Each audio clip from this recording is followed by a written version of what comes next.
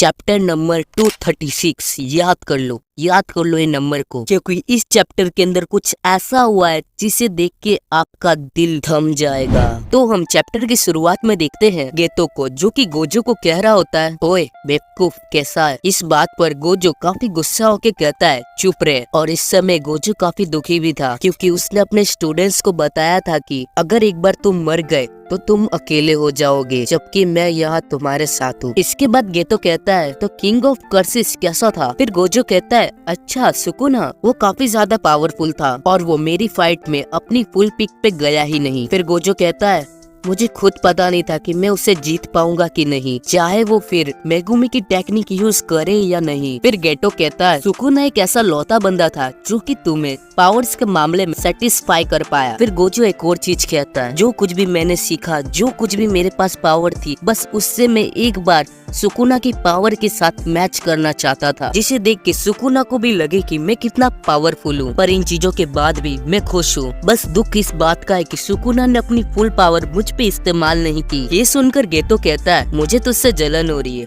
पर अगर तू खुश है तो मैं भी खुश हूँ। ये सुनकर गोजो कहता है मैं और भी ज्यादा खुश होता अगर गेटो मेरी पीठ थपथपाते हुए कहता कि तुम जीत सकते हो। लेकिन यहाँ गोजो फिर भी खुश होता है, क्योंकि वो किसी आम इंसान या फिर कोई बीमारी से नहीं, वो दुनिया के सबसे पावरफुल इंसान से मरा है। तभी वहाँ बीच में नानामी आ जाता है और वो कहता है गोजो मुझे तुम्हारे मुँह से ये सब सुन के काफी बुरा लग रहा है, तुम तो मुझे एक समुराई जनरल की तरह लगते थे। फिर तभी नानामी को याद आता है कि उसने एक बार गेटो से बात करी थी कि वो दोनों अपनी सारी जॉब्स गोजो को दे सकते हैं, क्योंकि गोजो जुजुत्सु सॉर्सरी को जीने के लिए यूज नहीं करता, बस वो उससे सेटिस्फेक्शन लेता है। यानी कि गोजो काफी फॉरवर्ड है। फिर नानामी आगे कहता है मैं तुम्हें तुम्हारे लास्ट मोमेंट पे जज नहीं करूंगा, क्योंकि मेरे दिल में तुम्हारे लिए काफी सारी रिस्पेक्ट है। ये सुनकर गोजो कहता है थैंक्स। फिर गोजो नानामी से पूछता है तुम्हारे आखिरी पल कैसे थे। फिर नानामी कहता है मैंने अपने लास्ट मोमेंट पे कहा था कि अगर तुम अपनी लाइफ के दूसरी तरफ देखना चाहते हो तो नॉर्थ की तरफ चले जाना, और अगर तुम अपनी लाइफ को ऐसे ही कंटिन्यू रखना चाहते हो तो साउथ की तरफ जा सकते हो। और उसने साउथ की तरफ जाना ही चुना। और नानामी कहता है मेरे लास्ट मोमेंट इतने भी खराब नहीं थे, थैंक्स टू हाइबारा। लास्ट में हमें बताया जाता है कि गोजो हंस के सबको कह रहा होता है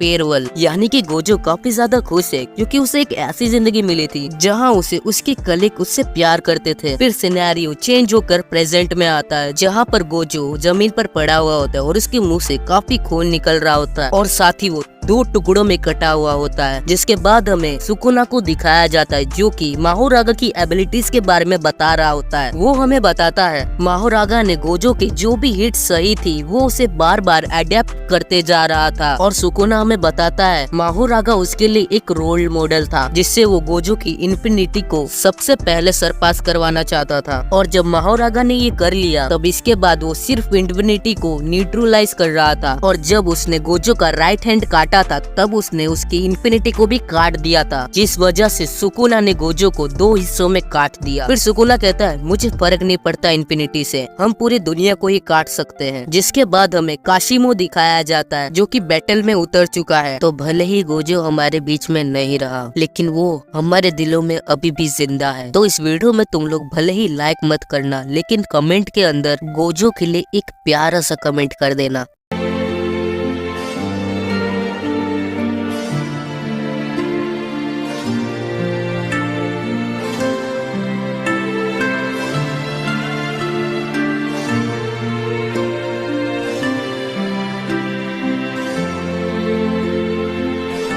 嬉しそうだな。